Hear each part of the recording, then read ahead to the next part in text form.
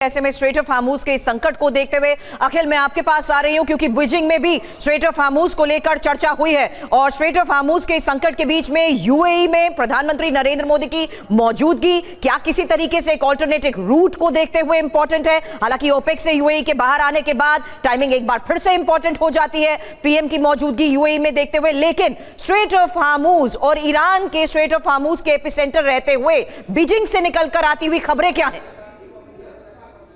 देखिए अभी जो है अभी थोड़ी देर पहले शी और ट्रम्प की जो मुलाकात है वो शुरू हो चुकी है। चाय पे चर्चा जो है वो हो चुकी है।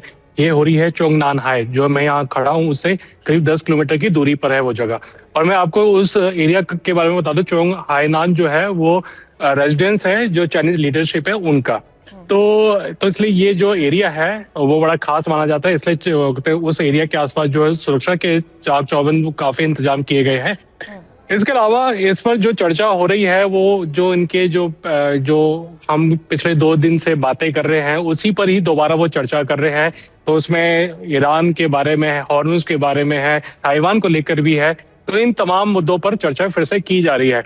आपने देखा होगा कि कल जो बैठक हुई है उसमें जो निकल कर आया वो ये रहा है कि स्ट्रेट ऑफ हॉर्मुज को खोलना, उसके नाकाबंदी को हटाना और उसपे चुंगी जो या जो टैक्स उस पे जो लगाए जा रहे हैं उसको नहीं लगाना। तो दोनों जो पक्ष है, चीन और अमेरिका, दोनों इस पर अपनी सहमति जताई है।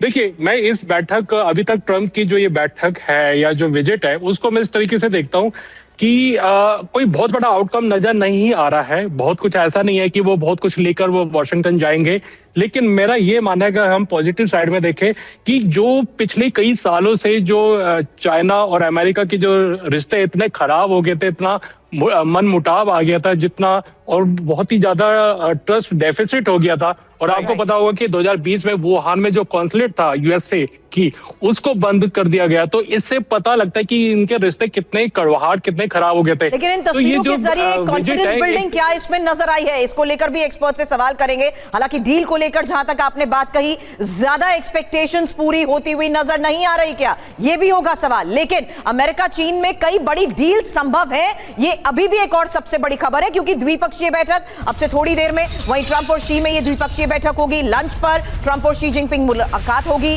ट्रेड बोर्ड और बोइंग डील के साथ साथ तेल पर ऐलान भी संभव है। हालांकि बीजिंग में ट्रंप के दौरे का आज आखिरी दिन है।